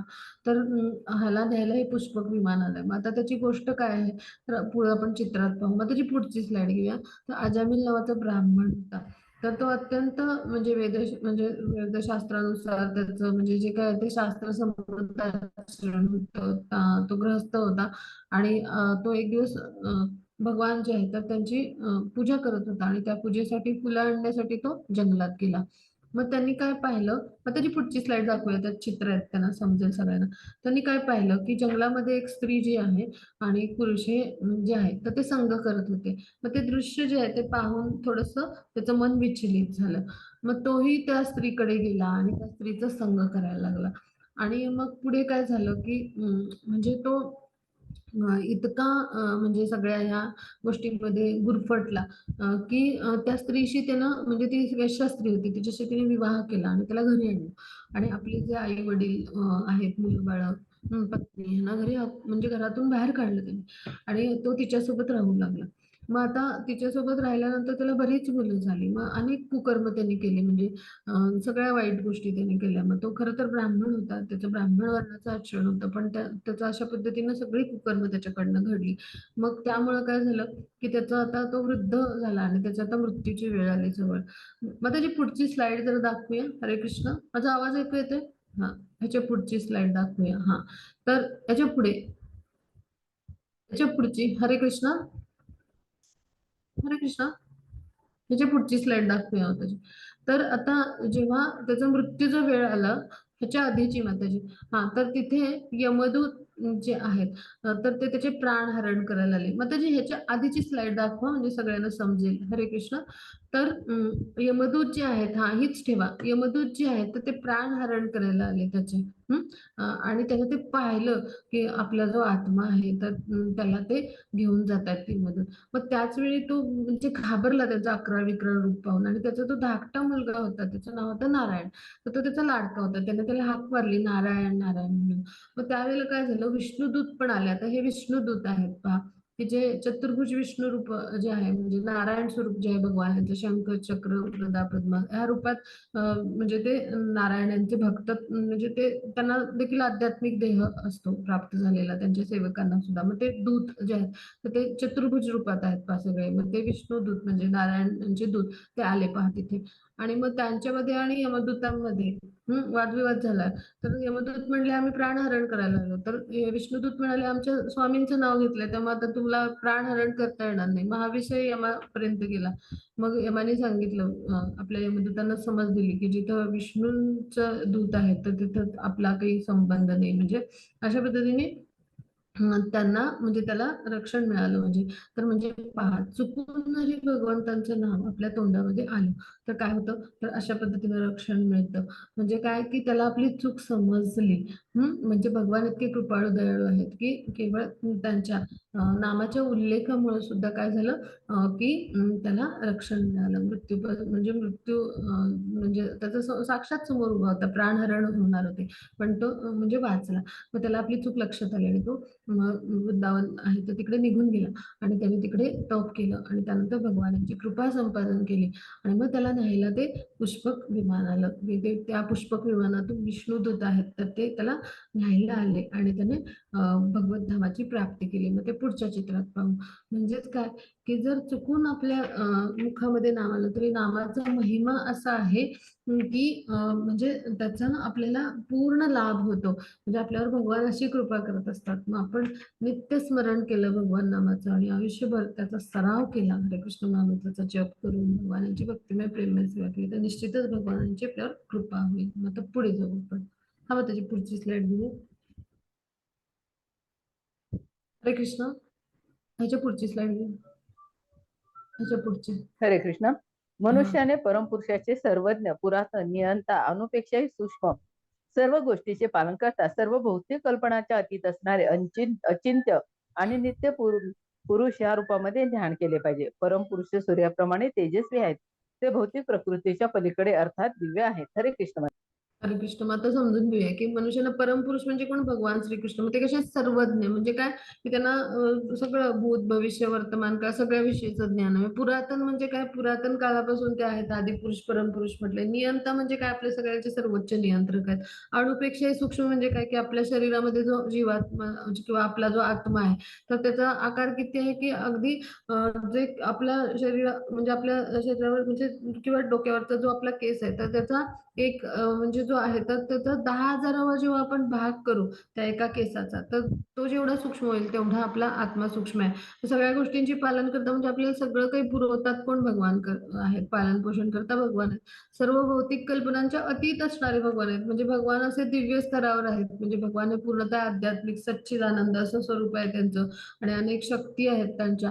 म्हणजे तर त्या म्हणजे भौतिक आध्यात्मिक अशा विविध असंख्य शक्ती आहेत भगवानांच्या की जे आपल्या जे आपली इंद्रिय आहेत म्हणजे जी भौतिक तर त्या कल्पनांच्या अतीत असणारे अचिंत्य म्हणजे आपण कल्पना किंवा चिंतन पण करू शकणार नाही असे नित्य म्हणजे काय की सदैव उपस्थित असणारे असे भगवान आहेत. म्हणजे शाश्वत स्वरूप आहे आणि त्यांचं रूप कसं आहे तर सूर्याप्रमाणे तेजस्वी म्हणजे भौतिक प्रकृतीतलं हे सूर्याचं उदाहरण दिले. म्हणजे भगवान यांच्या शरीरातून जे प्रकाश किरण उत्सर्जित होतात तर त्याला काय म्हणले, ब्रह्मज्योती. म्हणजे ती त्यांची अंगकांती आहे. मग ती अंतरंग शक्तीचंच एक प्रकटीकरण आहे. मग हे जे आहेत भगवान ते असे म्हणजे परमपुरुष सूर्य जसा तेजस्वी आहे इतकं तेजस्वी त्यांचं शरीर आहे. मग ते अर्थातच कसे आहेत, भौतिक प्रकृतीच्या पलीकडं असे दिव्य असे आहेत भगवान जे आहेत म्हणजे. आणि त्यांचं आपण म्हणजे असं जे त्यांचं श्याम सुंदर रूप आहे हातामध्ये वेणू असलेलं द्विभुजधारी आणि डोक्यावर मयूरपंख असलेलं जे श्याम सुंदर रूप आहे तर ह्याच्यावर आपण ध्यान केलं पाहिजे. आता पुढे जाऊ आपण. मग त्याची पुढची स्लाइड. हा हा माताजी वाचूया श्लोक. माताजी वाचूया श्लोक. हरे हो कृष्ण. हरे माताजी. कृष्ण. हा. मामुपेत्य पुनर्जन्म दुःखालयम शाश्वतम नाप्नुवन्ति महात्मानः संसिद्धिं परमां गतः. हरे कृष्ण. हरे कृष्ण. मला प्राप्त झाल्यानंतर महान आत्मे जे भक्तीमध्ये योगी आहेत ते कधीही या तात्पुरत्या जगात परत येत नाही, जे दुःखाने भरलेले आहे, कारण त्यांना सर्वोच्च पूर्णता परमसिद्धी प्राप्त झाली आहे. हरे कृष्ण माताजी. हरे कृष्ण. माझा भगवान जे आहेत तर ते काय सांगतात, मला प्राप्त झाल्यानंतर म्हणजे भगवत धामाची प्राप्ती केल्यानंतर म्हणजे जे महान आत्मे आहेत, तसे शुद्ध आत्मे आहेत किंवा जे भक्ती मध्ये दृढ झालेले आहेत म्हणजे जे योगी आहेत, तर ते कधीही या तात्पुरत्या जगात म्हणजे भौतिक सृष्टी कसं आहे, तात्पुरतं जग आहे आणि दुःखाने भरले म्हणजे दुःखालयम अशाश्वतम म्हटले, म्हणजे दुःखाने भरलेलं आहे. इथं जन्म मृत्यू जरा व्याधी ह्या 4 समस्या आहेत. मग इथे या जगामध्ये परत येत नाही म्हणजे अशी सर्वोच्च पूर्णता किंवा सिद्धी म्हणजे काय, की एकदा गोलोक धाम आपण गेलो की तिथून आपण पुन्हा परत येत नाही म्हणजे तिथे आपण आध्यात्मिक देहाची प्राप्ती करून भगवानांची भक्तिमय प्रेममय सेवा करत असतो. मग अशा पद्धतीनं भगवत सेवेमध्ये आपण म्हणजे जे आहे तर ते भगवान यांचे जे आहेत तर त्यांच्यासारखं आध्यात्मिक देह प्राप्त करून तिथे आपण भगवत सेवेमध्ये रममाण असतो. म्हणजे अशी परम सिद्धी म्हणजे सर्वोच्च पूर्णता म्हणजेच काय, कृष्ण भावनेला म्हणजे हा सर्वोच्च टप्पा आहे की भगवत धामाची प्राप्ती करणे. म्हणजे यासाठी भगवान यांची भक्तिमय प्रेममय सेवा करून एखादा भक्तच काय करू शकतो, भगवत धामाची प्राप्ती करू शकतो. म्हणजे असे महान आत्मे जे भगवान यांचे भक्त आहेत. आता हे सगळं असं म्हणजे का सांगितले भगवान यांनी, तर भौतिक प्रकृती कशी आहे तर म्हणजे दुःखालय व शाश्वतम म्हणजे आता पहा, पुस्तक किंवा ग्रंथ जिथं असतात त्याला काय म्हणतो आपण, पुस्तकालय म्हणजे किंवा ग्रंथालय, हो की नाही. जिथं दूध मिळतं त्याला आपण काय म्हणतो, दुग्धालय. किंवा जिथे भोजन मिळतं त्याला काय म्हणतो, भोजनालय. मग जिथे दुःख मिळतं त्याला काय म्हणतो आपण, दुःखालय. म्हणजे हे दुःखालय अशाश्वतम आहे म्हणजे इथं आपण जन्ममृत्यूच्या फेऱ्यात पुन्हा पुन्हा पुन्हा पुन्हा येत राहू. म्हणजे इथं जसं दाखवलंय ह्या खेळामध्ये पुन्हा पुन्हा तो इथे येतच राहील ह्या मानवी जीवनामध्ये. आणि ह्यासाठी आपण काय केलं पाहिजे, भक्तियोगामध्ये दृढ झालं पाहिजे. भगवानाची भक्तिमय प्रेममय सेवा करून आपण श्रीकृष्णांच्या कृपेस जेव्हा प्राप्त होऊ त्यावेळेला आपल्याला काय होईल, तर ह्या दुःखालयातून आपली सुटका होईल आणि आपण भगवत धामामध्ये स्थित होऊ. आता पुढे जाऊ. आणि म्हणून भगवान काय म्हणतात, की असा जो भक्तियोगी आहे तो ह्या तात्पुरत्या जगात की जे दुःखालय आहे तिथे पुन्हा येत नाही, कारण हे अशाश्वत आहे. कारण आपल्याला या समस्या आहेत आणि पुढची योनी काही मनुष्याची मिळेल असं नाही. मग हा जसा खेळ आहे, या दरवाजातून आत यायचं आणि परत जायचं, तर असं होत राहील आपलं. मग ह्यासाठी आपण काय केलं पाहिजे, तर आपण भक्तिमय प्रेममय सेवा केली पाहिजे. भगवान यांचं पवित्र मंत्राचा जप केला पाहिजे, नवविधा भक्ती केली पाहिजे, की ज्यामुळे काय होऊ, आपण भक्तियोगी होऊ आणि ह्या तात्पुरत्या जगामध्ये मग आपण पुन्हा परतून येणार नाही की जे दुःखाने भरलेलं आहे. आता पुढे जाऊ आपण. हरे कृष्ण. भौतिक जगतातील सर्वोच्च ग्रहांपासून खालपर्यंत सर्व दुःखाची ठिकाणे आहेत, जिथे वारंवार जन्म आणि मृत्यू होतो. परंतु हे कुंतीच्या पुत्रा, जो माझ्या निवासस्थानी पोहोचतो तो पुन्हा जन्म घेत नाही. हरे कृष्ण माता. हरे कृष्ण. आता भौतिक जगातले सर्वोच्च ग्रह म्हणजे ब्रह्मलोक, हा सुद्धा भौतिक लोक आहे. आणि म्हणजे ब्रह्मलोकापर्यंत म्हणजे सगळे जे आहेत म्हणजे पृथ्वीच्या वर जे आहेत, भूवर, त्यानंतर जन तप, स्वर्ग, म्हणजे असे जे आहेत मही, आणि त्यानंतर ब्रह्मलोक. तर हे जे लोक आहेत सगळे, तर हे सगळे भौतिकच आहेत. आणि खाली सुद्धा जे म्हणजे आहेत पृथ्वी जे आहे तर ती मध्यभागी आहे, तिच्या खाली 7 लोक आहेत. तर हे सुद्धा असेच आहेत वेगवेगळे. म्हणजे ही भौतिक लोक असल्यामुळे इथं सगळ्या भौतिकच हे ग्रहलोक असल्यामुळे सगळी दुःखाची ठिकाणच आहेत. इथं सुख म्हणजे इथं सरळ म्हणजे इथं सतत सुख दुःख असं सतत उन्हाळा पावसाळ्याप्रमाणे सुरूच असतं. हे ऋतुचक्र जसं आहे तसं एक सुरूच असतं. आणि त्यामुळे वारंवार इथं आपल्याला म्हणजे ही दुःखाचीच ठिकाण आहेत, एक प्रकारे दुःखालयच आहेत ही सगळी. आणि इथं वारंवार जन्म मृत्यूच्या फेऱ्यात आपल्याला पुन्हा पुन्हा पुन्हा पुन्हा यावंच लागेल. म्हणजे मग ह्यासाठी म्हणजे हे सगळं का सांगतात भगवान श्रीकृष्ण, तर ह्यासाठी म्हणजे की तू युद्धात लढलास तर तुला उच्च लोकात स्थान मिळेल. आणि म्हणजे तिथं स्वर्गलोक म्हणजे तिथं भौतिक सुख आहेत, पण हे सुद्धा भौतिकच जग आहे आणि किंवा भौतिकच लोक आहेत. आणि नरक जे आहे तर तिथं फक्त वेदना आहेत. म्हणजे काय, की युद्धातून माघार घेतली, पळून गेला किंवा युद्ध करण्यास नाकारलं तर ते काय होईल, तर क्षत्रियाचं जे कर्तव्य आहे ते त्याने केलं नाही असं होईल, नियत कर्तव्य. आणि त्यामुळे त्याला म्हणजे नरक किंवा तिथं वेदना आहेत अशा ठिकाणांना म्हणजे जे आहे सामोरं जायला लागेल. मग ह्यापेक्षा काय केलं पाहिजे, त्यानं कर्तव्य कर्म म्हणून युद्ध केलं पाहिजे, अर्जुनानं लढलं पाहिजे. मग एकतर वीरमरण प्राप्त होऊन स्वर्गास्थान मिळेल किंवा युद्ध जिंकल्यावर म्हणजे काय होईल, राज्य जे आहे तर ते प्राप्त होईल. म्हणजे ह्यात लाभच आहे त्याचा, आणि हे त्याचं कृष्णांच्या संतुष्टीसाठी झालेलं कार्य होईल. आणि म्हणून ते काय म्हणतात, म्हणून जो माझ्या निवासस्थानी पोहोचतो तो पुन्हा जन्म घेत नाही. म्हणजे काय, की जेव्हा युद्धामध्ये लढेल अर्जुन तेव्हा ते कृष्ण भावनाभावित कार्य करेल कृष्णांच्या संतुष्टीसाठी, आणि त्याद्वारे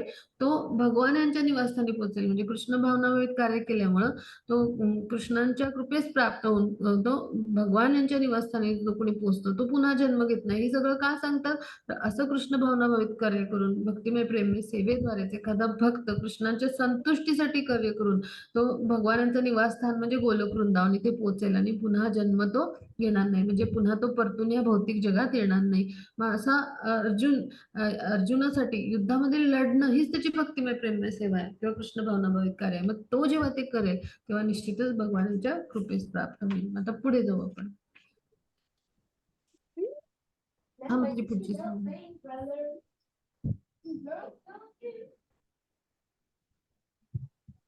हा, हरे कृष्ण. मानवी गणनेनुसार ब्रह्मदेवाचा एक दिवसाचा कालावधी म्हणजे 1000 युगे एकत्र केली जातात आणि त्याच्या रात्रीच्या कालावधीत देखील असाच आहे. जेव्हा ब्रह्माचा दिवस प्रगट होतो तेव्हा ही जीवसृष्टी अस्तित्वात येते आणि ब्रह्माच्या रात्रीच्या आगमनाने ते सर्व नष्ट होतात. पुन्हा पुन्हा तो दिवस येतो आणि हा प्राणी यजमान सक्रिय होतो आणि हे पार्था पुन्हा रात्र पडते आणि ते असहाय्यपणे विरघळतात. हरे कृष्ण. हरे कृष्ण. मग आता मानवी गणनेनुसार ब्रह्मदिवसाचा म्हणजे ब्रह्मदेव जे आहेत तर त्यांचा दिवसाचा कालावधी म्हणजे काय, ब्रह्माजींचा एक दिवस म्हणजे 1000 युग म्हणजे, आणि रात्र म्हणजे पण तितकाच कालावधी. म्हणजे ब्रह्माजींचा जेव्हा एक दिवस होतो म्हणजे तर त्यावेळेला म्हणजे ब्रह्माजींच्या दिवसामध्ये ही भौतिक प्रकृती जी आहे ती अस्तित्वात येते, आणि ब्रह्माजींची रात्र म्हणजे काय, की प्रलय होतो, ही भौतिक प्रकृती नष्ट होते. मग पुन्हा पुन्हा दिवस येतो, पुन्हा पुन्हा रात्र, म्हणजे असं सुरूच राहतं. मग जेव्हा दिवस येतो तेव्हा प्राणी यजमान होतो, म्हणजे जीवात्मा सक्रिय होतो, म्हणजे भौतिक प्रकृतीमध्ये तो आणला जातो, गर्भस्थ केले जातात भगवान यांच्याकडून जीवात्मे. आणि काय होतं, तर त्यांना वेगवेगळी शरीर योनी मिळतात, आणि पुन्हा रात्र झाली की काय होतं, की ते शरीर नष्ट होतात प्रलयाच्या वेळी, आणि ते असहाय्यपणे विरघळतात. म्हणजे त्यांना फक्त जीवात्मे होतात, शरीर नष्ट होतात, आणि ते विष्णूच्या देहामध्ये आश्रयासाठी जातात. मग अशा पद्धतीनं हे कार्य होतच राहतं. आता पुढे जाऊ आपण. हा, त्याची पुढची स्लाइड. हा, हो. याहून अन्य एक अव्यक्त प्रकृती आहे जी या व्यक्त आणि अव्यक्त जड पदार्थांच्या पलीकडे आहे आणि सनातन आहे. ती परा आणि अविनाशी आहे. संपूर्ण जगताचा जरी प्रलय झाला तरी ती प्रकृती नष्ट होत नाही. हरे कृष्ण माता. हरे कृष्ण. मग आता आपण लक्षात ठेवू की ह्याहून एक अन्य अव्यक्त प्रकृती आहे. अव्यक्त म्हणजे काय, की जी व्यक्त होत नाही अशी, आणि जी व्यक्त आणि अव्यक्त म्हणजे व्यक्त आणि अव्यक्त म्हणजे काय, की जशी भौतिक जी भौतिक सृष्टी आहे ती व्यक्त होते आणि अव्यक्त म्हणजे निर्माण केली जाते ब्रह्मदेवाच्या दिवसाच्या वेळेला, आणि अव्यक्त म्हणजे म्हणजे ती नष्ट होते, म्हणजे ती अव्यक्त स्वरूपात जीवात्म्या आश्रयाला जातात भगवानांच्या देहामध्ये. तर अशा पद्धतीनं म्हणजे जी आहे तर म्हणजे अशा भौतिक प्रकृतीच्याही आणि पलीकडे म्हणजे जड पदार्थांच्याही पलीकडे म्हणजे काय, की अशी जी भौतिक प्रकृती आहे तर, आणि तिथले जे जड पदार्थ म्हणजे आपले म्हणजे जोपर्यंत तिथं चेतना नाही तर तोपर्यंत त्याला जड पदार्थ असं म्हटलं जातं. जो चेतन तत्व आलं की त्याला काय म्हटलं जातं, चेतन पदार्थ असं म्हटलं जातं.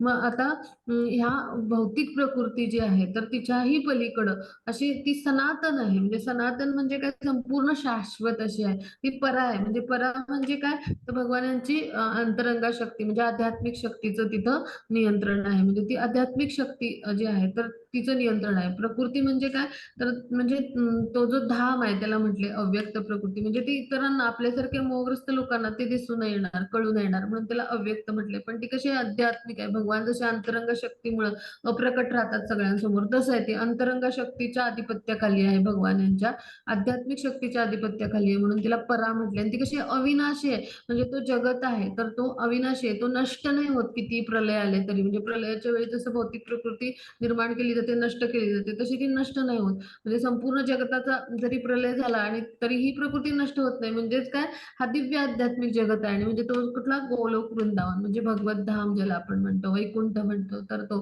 तिथं पहा भगवान श्रीकृष्ण आणि राधाराणी त्यांची चितशक्ती आणि हे सगळे भक्त आहेत. तर हे सगळे भगवंतांच्या भक्तिमय प्रेममय सेवेमध्ये रममाण आहेत.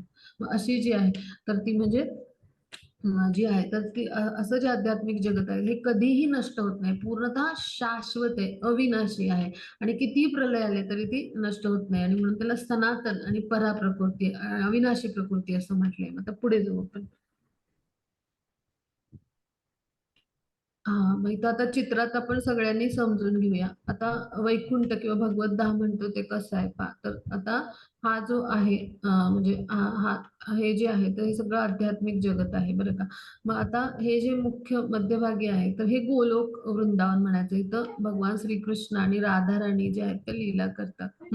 आणि मग भगवान श्रीकृष्ण यांची चित शक्ती, आल्हादिनी शक्ती म्हणजे थोडक्यात भगवानाच्या आध्यात्मिक शक्ती जी आहे तर तिचे हे भाग आहेत. तर त्याचा विस्तार म्हणजे चितशक्ती, आल्हादिनी शक्ती म्हणजे आनंद देणारी जी शक्ती आहे तर तिचा विस्तार म्हणजे राधाराणी. म्हणजे राधाराणी म्हणजे कृष्णांची शक्ती आहे. मग शक्ती आणि शक्तिमान काही वेगळे नाही. मग हे मध्यभागी आहे तिथे इथे गोलोक वृंदावन मध्ये आहे. मग ह्या अष्टसखी आहेत म्हणजे राधाराणीचे ते विस्तार आहेत आणि त्या अष्टसखी म्हणजे त्यांच्या सेवा करणाऱ्या गोपिका आहेत. मग त्यांच्या हाताखाली पुन्हा ह्या मंजिरीज आहेत वेगवेगळ्या असे 64 कमळ म्हणजे पाकळ्यांचं ते कमळ आहे. तर ह्याच्या प्रत्येक पाकळीवर अशा गोपिकांचे समूह आहेत. मंजिरी मग त्यांच्या हाताखाली असणाऱ्या आणि गोपी म्हणजे असं ते आहे. तर हे म्हणजे गोलोक वृंदावन आहे बरं का. मग आता हा जो भाग आहे पांढरा ह्याला म्हणायचं श्वेतदीप. तर हा चैतन्य महाप्रभू जे आहे तर इथे श्वेतदीप म्हणजे चैतन्य महाप्रभूंचा तिथून आपल्याला श्वेतदीप ज्याला म्हटलं जातं तर तिथं म्हणजे गुरु शिष्य परंपरेद्वारे आपण अशा पद्धतीने शीघ्र आध्यात्मिक उन्नती करून पहा इथे पोहोचतो आणि भगवत धामाची प्राप्ती करतो. हे गुरु शिष्य परंपरेचं महत्व. मग श्वेतदीप म्हणजे हा चैतन्य महाप्रभूंचा भाग. मग आता हा जो आध्यात्मिक जगत आहे हा सगळ्याला मिळून वैकुंठ म्हणलं जातं. त्यातलं मुख्य वैकुंठ म्हणजे गोलोक वृंदावन म्हणजे भगवत धाम.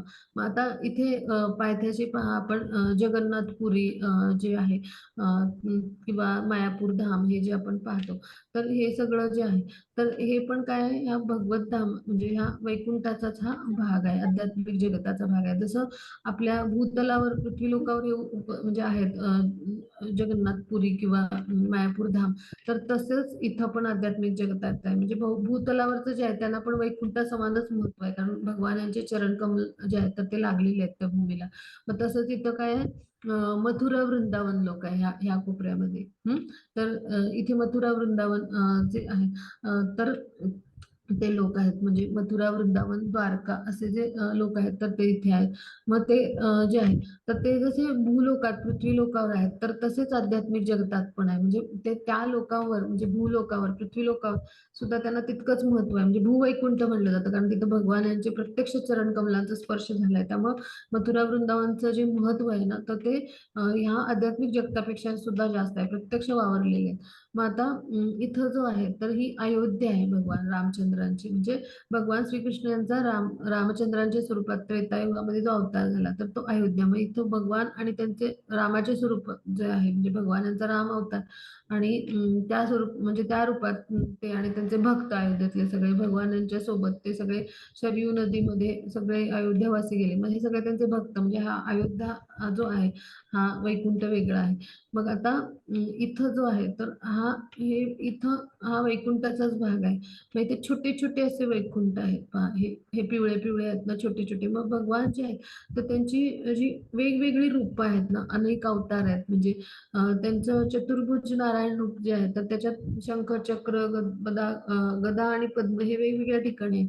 मग त्यानुसार वेगवेगळ्या त्यांच्या नावाचे उल्लेख आहेत ना वेगवेगळे त्यांच्या हातात गदा पद्म कुठे आहे किंवा शंख कुठे आहे असं त्याचे असंख्य अवतार आणि असंख्य नाव आहेत. तर त्यानुसार हे वेगवेगळे त्यांचे जे अवतार होतात ना सगळे हे तर जे जे काही अवतार ते सगळे या वैकुंठामध्ये उपस्थित असतात आणि त्या अवतारानुसार, म्हणजे इथं नरसिंह अवताराचा पण एक वैकुंठ वेगळा आहे, इथं नारायण अवताराचा वैकुंठ वेगळा आहे, प्रद्युम्न अवताराचा वेगळा आहे, असे वेगवेगळे हे अवतार रूपी हे वैकुंठ आहेत आणि तिथं भगवान यांचे अवतार आहेत आणि तेच पृथ्वीवर अवतार म्हणून होत असतात. म्हणजे जेवढे जेवढे अर्च अवतार आहेत, अर्च विग्रह आहेत ना भूतलावर जी मंदिरामध्ये, तर ते सगळे सुद्धा इथं उपस्थित असतात. म्हणजे हे छोटी छोटी वैकुंठ आहेत.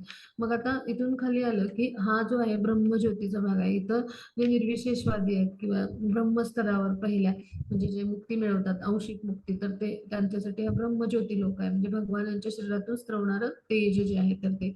मग आता हे नीरजा नदी किंवा विरजा नदी म्हणतात किंवा याला कर्णोदकशाही सागर म्हणतात. कर्णोदक सागर म्हणतात. मग आता हा छोटा लोक आहे तो महाकाल लोक आहे बरं का. महाकाल लोक म्हणजे काय, की जे भगवान शिव यांची आराधना करतात.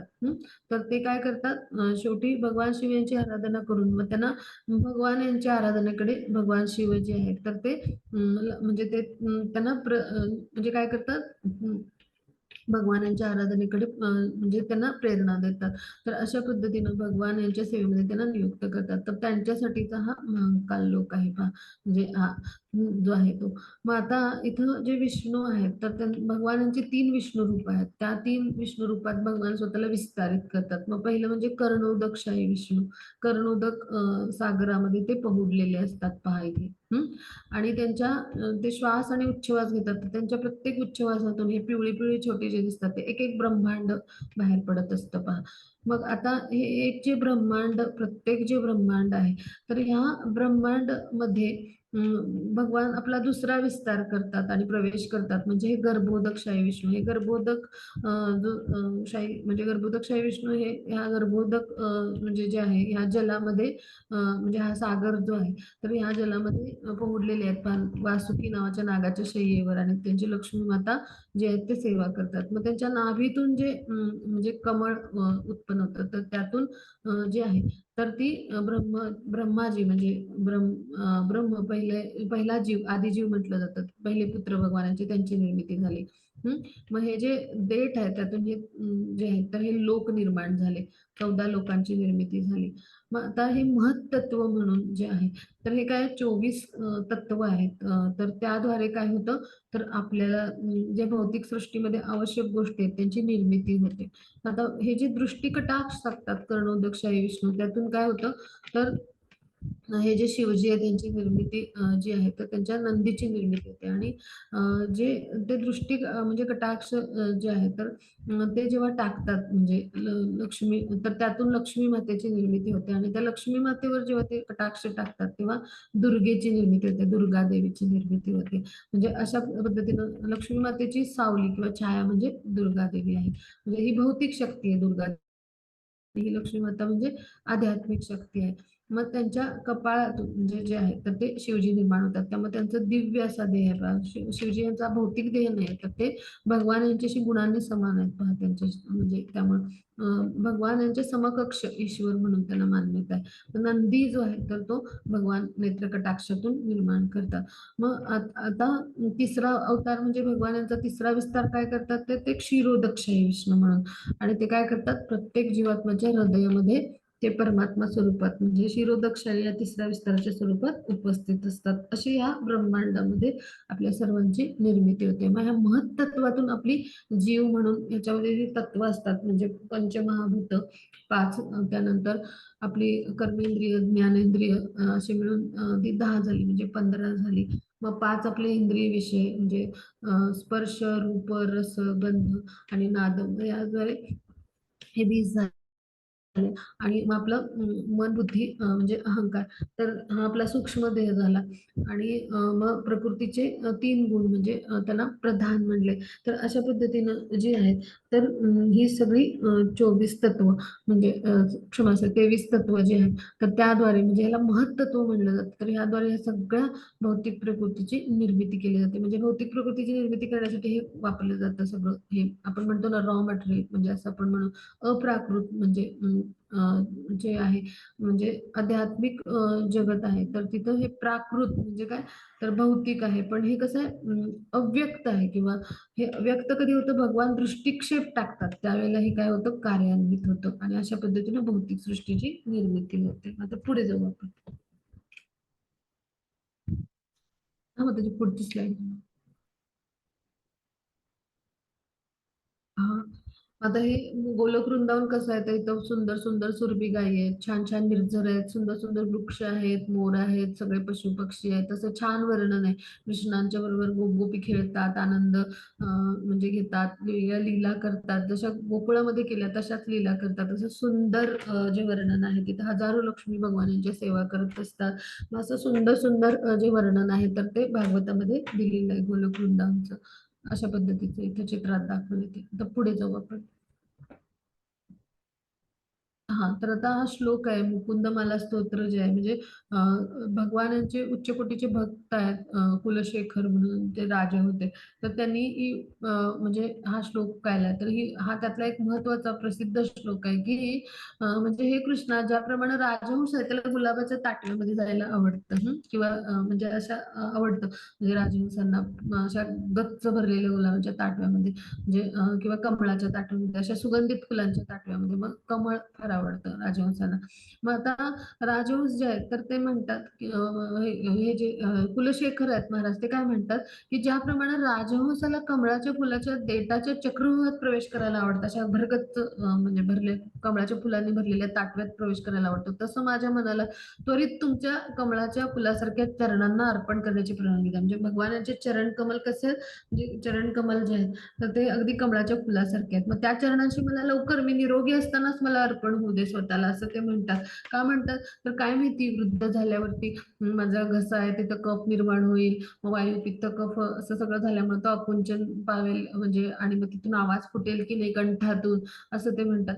आणि त्यामुळे मग तुमचं स्मरण मी कसं करू शकेन. मग ह्यासाठी काय करा, तुम्हाला मी निरोगी असतानाच तुम्ही मला तुमच्या चरण कमलांशी अर्पण व्हायची संधी द्या, म्हणजेच काय, मला भगवत धामाची प्राप्ती होऊ द्या, असं ते सुंदर प्रार्थना करतात. म्हणजे एखाद्या भक्ताला काय वाटतं की मला जोपर्यंत स्मरण करता येऊ शकतंय, माझा भौतिक देह आहे तो हा कसा नश्वर आहे, मग त्यामुळं मृत्यूसमयी कोण, आता पहा आपण कुठे ऍडमिट असो हॉस्पिटलमध्ये, कोण कोमात असेल, कुणाला ऐकू येत नसेल कानांना, कुणाला डोळ्यांनी दिसू शकत नसेल, कुणाच्या चेतना बदल झालेली असते, आपल्याला काय सांगता येतं आपल्याला काय अवस्था असणार. मग त्यावेळेला आपल्याला काही स्मरण करता येणार नाही, आणि म्हणून मला निरोगी असतानाच तुम्ही काय करा, तुमच्या चरण कमलाशी अर्पण व्हायची परवानगी द्या. म्हणजे इतकं भगवत धामाला प्राप्त करण्याची एखाद्या भक्ताची इच्छा असते. पहा, हे शुद्ध भक्त आहेत भगवंताचे. मग आपण काय प्रार्थना केली पाहिजे की माझ्याकडून नित्य तुमचं स्मरण घडू दे, आणि ते स्मरण घडतच, म्हणजे अशा पद्धतीने स्मरण मला सतत राहू दे, आणि मृत्यूसमयी मला म्हणजे तुमची नक्की स्मरण राहू दे किंवा आठवण राहू दे, कारण आपल्याला मृत्यूसमयी काय अवस्था आपली असेल माहिती नाही आपल्याला. आणि म्हणून आपण काय केलं पाहिजे, आयुष्यभर भगवानांच्या नामाचं स्मरण केलं पाहिजे. हा, मग त्याच्या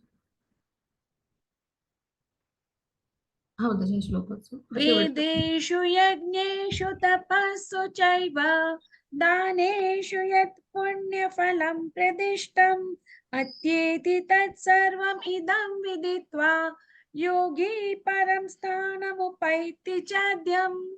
हरे कृष्ण माताजी.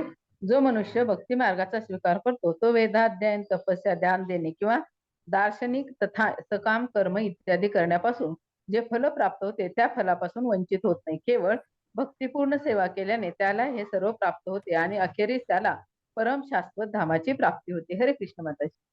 हरे कृष्ण माता. भगवानांनी खूप छान सांगितले की जो मनुष्य असा भक्ती मार्गाचा स्वीकार करतो, मग त्याला, म्हणजे जो भक्तिमय प्रेममय सेवेद्वारे भक्ती मार्गावर असतो, म्हणजे भक्ती मार्गाचा स्वीकार करणे, मग त्याला वेदाध्ययन केलं, समजा एखाद्यानं तपस्या केली, गृहस्थाश्रमातलं कर्तव्य, दान दिलं, दार्शनिक तथा सकाम कर्म, म्हणजे जे काही पुण्यकर्म आपण केलं, वेदामध्ये सांगितलंय हा यज्ञ करा, तो यज्ञ करा, मग त्याद्वारे सकाम कर्म म्हणजे फलायशेनं कर्म केलं, आपण असे यज्ञ केले आणि त्यामुळे पुण्यकर्म जरी प्राप्त झालं, तरी त्यामुळं जे काही फळ प्राप्त होतं म्हणजे त्या फळापासून तो वंचित तर होत नाहीच, पण केवळ भक्तिपूर्ण सेवा केल्यानंच त्याला हे सगळं प्राप्त होतं. म्हणजे भक्तिपूर्ण सेवा ही किती महत्वाची आहे पहा, की ज्यामुळे हे सर्व तर त्याला प्राप्त होतच. म्हणजे ह्या सगळ्यामुळे जे वेदाध्ययन, तपस्या, दान सगळं म्हणजे अशा पद्धतीचे कर्मकांड केल्यामुळं जे प्राप्त होतं त्या फळापासून तर तो वंचित राहणारच नाही. ते तर फळ प्राप्त होईलच. पण त्याचबरोबर भक्तिपूर्ण सेवा केल्यामुळे काय होईल की त्याला परम शाश्वत धामाची म्हणजे भगवत धामाची प्राप्ती होईल पहा.